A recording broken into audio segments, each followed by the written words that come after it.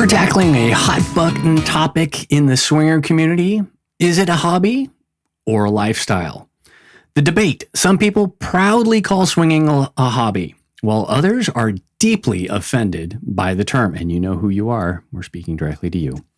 Our goal, we'll explore both sides of this argument to understand why the language matters and what it says about our relationships. All right, well, let's talk about it. The hobby argument. We use that term a lot, and it worked for us. I mean, we were... Many years we used it. Yeah. I mean, we were dabbling. Yeah. And we were raising kids, and we had other hobbies, and we had very limited time. So it fit in like a hobby because we didn't have time to, quote, live the lifestyle. Which we didn't even really know what that meant. Yeah. We just knew that it meant all-consuming. Yeah. And we didn't know that other people called it a hobby either. That was just what we came up with when we first started. And I think part of it comes down to this definition of, like, what is a hobby? And it's a, quote, thing you do. Right? Is that what it says? A thing you do? Yeah, it's a thing you do. And I mean, it could be anything, right? Like anything you do, like collecting baseball cards or... polishing rocks. Or racing, automobiles or motorcycles or, whatever. Yeah. And really framing swinging as a fun activity for enjoyment, just like golf or painting, right? It's fun, and you've got some tools that go along with it. Ours is a little go bag with condoms and lube in it, but yes, and you can get the same type of adrenaline rush as well, right, from this hobby, which is what keeps people coming back. Exactly. Yeah. The other thing that's interesting about this is that it really is kind of like a separation from your identity. Like, you identify as whoever you are and what you do on a daily basis. I think too many people, as an example, identify with what their job is.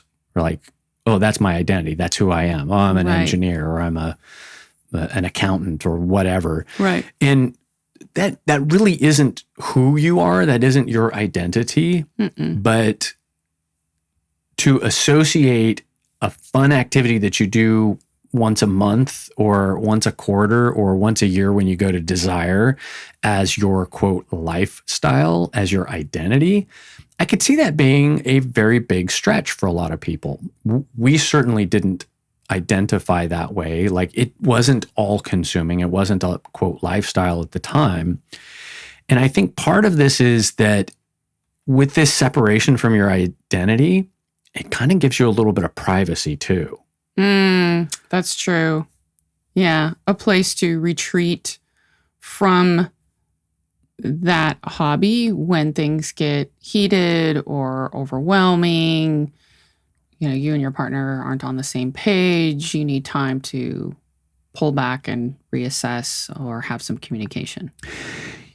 Yeah. And part of that whole hobby thing too is you can kind of put it down when you don't want to do it. Yep. So to your point, we went through periods of time where we were like, we need a break. We just need to step away from it a little bit. And if it was your lifestyle, well, we'll get into lifestyle in a little bit, but there's also this kind of fun, playful connotation to it. Hobby sounds less serious.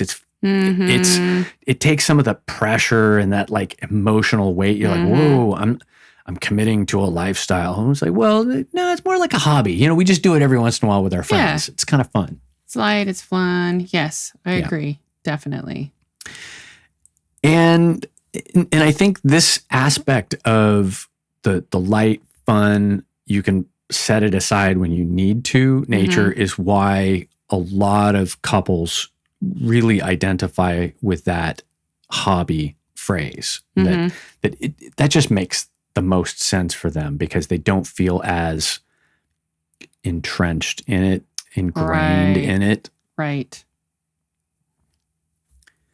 Now let's do a con on hobby.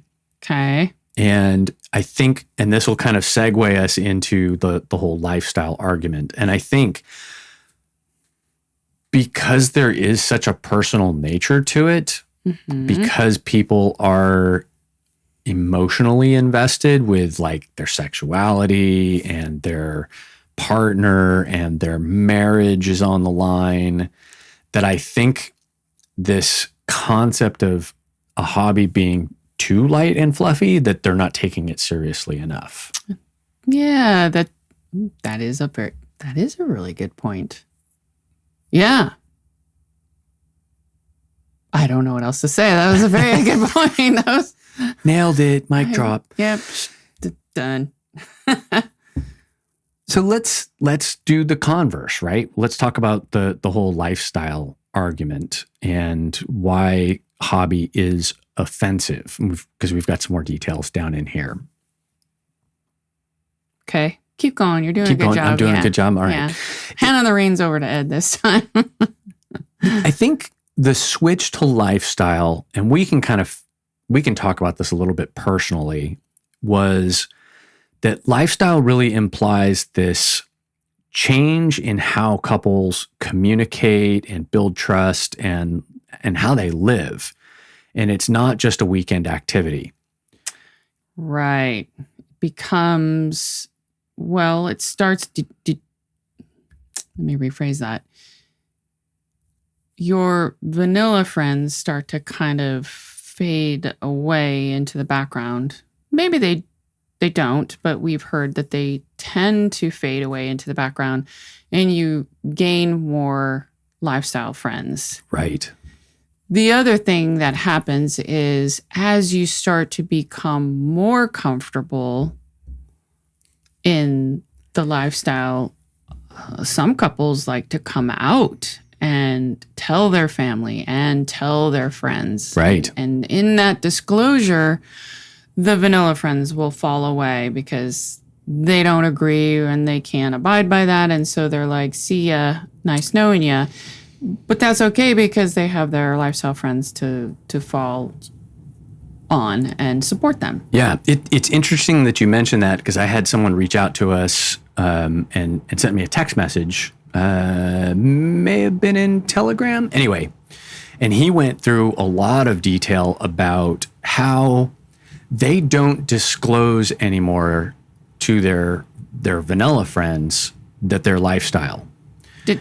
Did they used to disclose? They did, and they had a number of friends who once the curtain was pulled back, yeah, really freaked out and just cut off contact. Now we've heard the opposite from other people that were like, "Wow, or they don't get it. It's not for them." But they're like, "You do you." Like that sounds like you're having your best life. And we've been to parties where they blended their vanilla and their lifestyle friends, sure. And their vanilla friends know about their lifestyle friends, but they don't care. Right. They're just lifestyle adjacent. They're accepting of the activity, but they know it's not for them, and everyone else knows that they're vanilla, but we can all coexist at the same party. Right. And it was fabulous. I was really surprised at this blending of the two.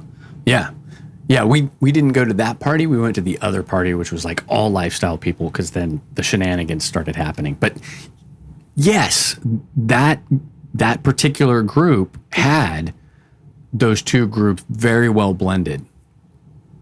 Yeah.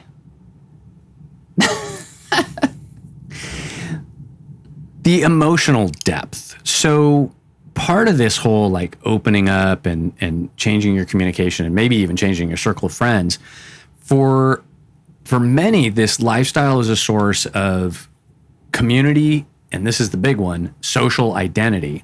So it's kind of like its own subculture. There's a whole different set of conversations that you have about it. There's a whole different, like, I would even say seasons for things. Mm-hmm. Like, you know that in March or April and November, you're going to go on a lifestyle cruise. So like your whole life kind of starts to revolve around certain key things, certain key events. Like it's, your friends are going, so you start going too. It's this whole thing. Yeah, you start to prepare a month or two in advance, shopping for your items.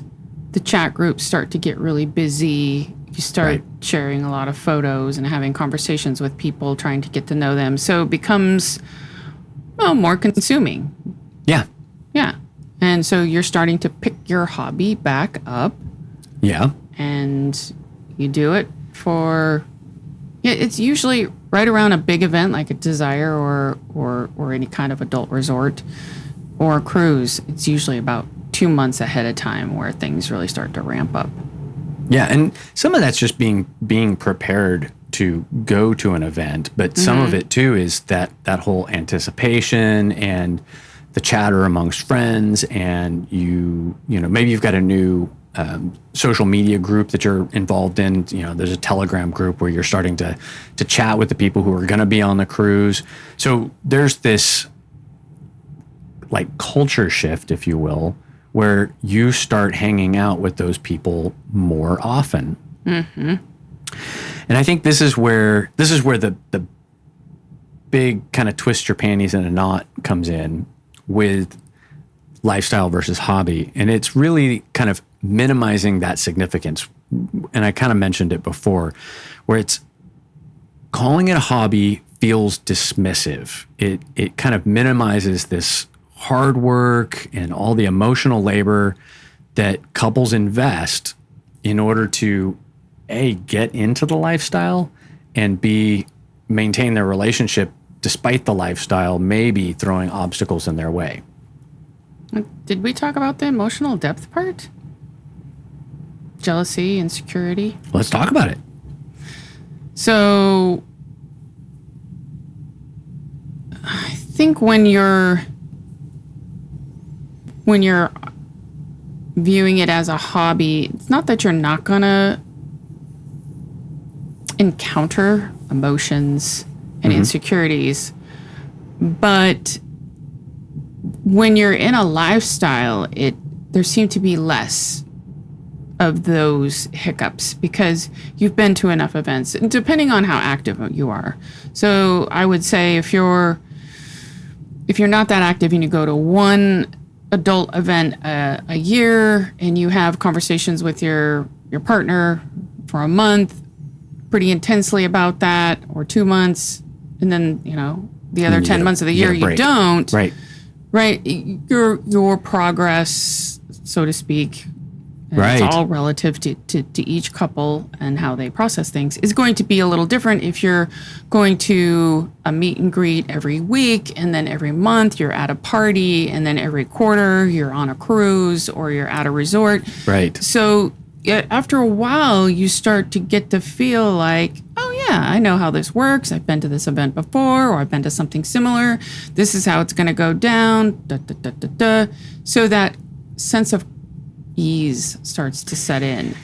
Yeah, and I think we definitely experienced that from the very beginning, that sense of we don't know who's going to be at the party. We don't know what the situation's going to be like. We're not sure, how that dynamic is going to go or how we're going to feel before. And I know you're the planner, and you wanted to kind of know how that evening was going to go before we even got there. And I think, oh yeah, for sure, as we got into it longer, it became much easier for us to not worry so much about it because it felt familiar. Yes. It was comfortable. And I think that lifestyle aspect where you kind of live it day to day, or at least on a frequent enough basis, where it's not uncomfortable. You don't have kind of this like start-stop cycle where you have to kind of like get the engine warmed up again and feel where you were before. Right. And those big gaps, when you don't do it regularly, they can be pretty jarring. I mean, it's pretty rough going, God, what do we do? What do we say? Who's going to be there? Because the people who you were used to being there all the time, they may not be at that party anymore. That the community may have completely changed. Mm-hmm. Yep. Exactly. Next. All right. So I'm going to just say it. I don't think either camp is right or wrong. I think they're both right. Mm-hmm. And I think, like everything in sexuality and especially in the lifestyle, that it's a spectrum. You're not all in and you're not just a hobbyist. It just depends on where you are. And I even think from a hobby standpoint, I'm going to play a devil's advocate argument with the hobby for a second. Everybody knows somebody who has a hobby that's so all-consuming that they wear the gear. Their whole house is decorated that way. Every weekend is with those friends to do that hobby. Mm-hmm. Kind of like sports. Exactly like sports. I used the example when we were out on our walk about, the RC car hobby. Those guys have conventions and races, and all their buddies are building cars, and they're like in chat groups talking about it, and they've got magazine subscriptions about it, and they're watching TV, they're watching the national championship, all of that. Mm-hmm. I mean, you could even think of like RVing as it's a hobby, but it's also a lifestyle because you've invested in this thing, and so you got to go do it all the time. Boating. I mean, I can't name very many hobbies that are not all consuming and pretty much suck up all of your money and your free time. Well, especially if they're based around a community, and some hobbies are. Right. Like even knitting groups, they get together once a month, once a quarter. And that's a pretty solo activity. Yeah, it's very individualistic, but then there's that social component. Right. So it's really interesting. I think my fear of calling it a lifestyle was that I didn't want it to consume me. And I thought it was the kind of this gateway into polyamory, and I knew that wasn't for me.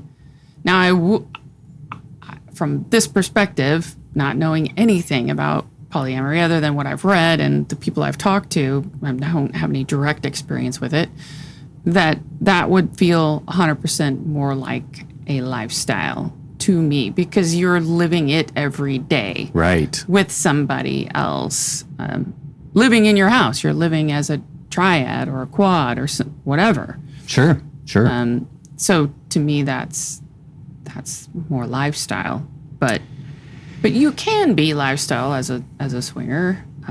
You just most of your time and the activities you do are with lifestyle friends, and their vacations are lifestyle. You don't go on any other vacations. Maybe. No. Some do, but some don't. Yeah.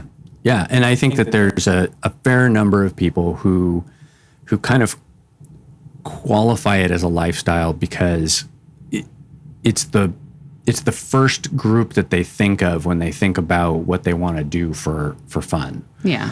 And I think that's the whole thing where you kind of have this mindset shift where that becomes kind of this predefined thought process about almost everything. Oh, well, we can't go do X, Y, and Z with the vanilla people because we've got that thing with. I wonder if it's the community. I wonder if the community is really what makes it the lifestyle. Because as a hobbyist, if you're not doing things with the community, you are kind of isolated. You dabble, you do your thing. Right. But then as you start to gain more connections and friendships, then it becomes more of this community lifestyle. People care for you. They're there on your doorstep bringing you meals if, your parent, someone in your family dies, right? They're there. They're real people. But then I would also say you could fall out of the lifestyle too if the community dies off. Right. maybe that local promoter in your area isn't bringing that community together, or you're not very good at bringing the community. The communities are like big families. You always have the matriarch that brings everyone together for the Christmas and Halloweens and Thanksgivings and whatnot. So once that person's gone, if no one takes up the torch, how are you supposed to get together? So that's kind of what happened in our area, and our community got very fractured. So we feel like there really isn't a lifestyle. We feel a little out of it. Right. We feel more like hobbyists now. So we went from hobby to lifestyle, and now we're kind of back to hobby. And I think it's because of the community. Yeah, and I would say the one exception for us, of course, is that we do the podcast. So we're kind of living it and breathing it day in and day out. Very true. All the time. So if anything, the lifestyle has just changed for us a little bit. Right. And that we don't get to play as much as we used to because there's not as many events as there used to be. Although, we're starting to get connected back with that. So we'll see. And some more promoters are starting to pop up in our area, so I'm really excited about that. Yes. So stay tuned for that. We've got a new venue that has opened recently or is opening really soon, and so we will have more news about that. Mm-hmm. So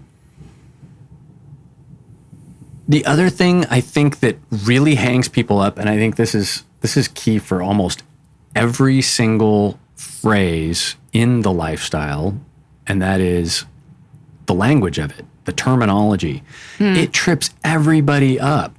So hobby means one thing to one person, and lifestyle means something else to the same person. And I think, you can say soft swap to one couple or full swap to another, and that may mean something completely different to them. Like there's a classic definition for all of these things. Yeah. But how people kind of interpret that almost becomes a dialect, a sub-dialect of the bigger language.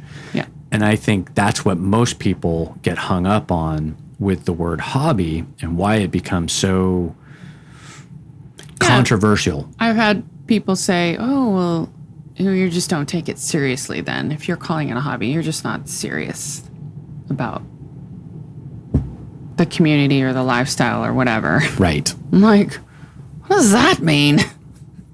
So. And the counter argument to that is, how do you not take it a little serious? I mean, you're having sex with other people, so like, who really cares how I define it? Right. Because, that too. Like you said, to your point, people define soft and full and all the other definitions a little differently, which is why having a better conversation about what people are into, because there's varying degrees of soft. Right. So it's a lot of stuff on the table to discuss. For sure. So in conclusion, there's no single answer for all of this. It's not a right term or a wrong term. The most important thing is to understand the different perspectives and the language that feels right for you and your partner. And I guess the final thought that I have on this whole thing is, does the label truly matter, or is it just semantics? What term do you use and why? We'd love to hear about it in the comments, whether you've ever used the word hobby or you've always thought of yourselves as, quote, lifestylers. We use the term kind of interchangeably, and we definitely still refer to it as a hobby for some people because it's kind of a fun thing to do on weekends with your friends. Yeah, and it's funny how it's changed. Like I said before, over the years, when I'm more active, when there's more parties to go to and the community is more active, I feel like I'm more in the lifestyle. Right.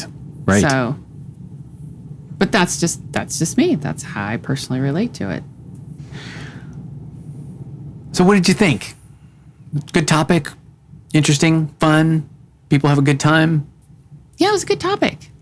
Yeah. I liked it. It was fun. Good topic. It was fun. I had fun. Cool.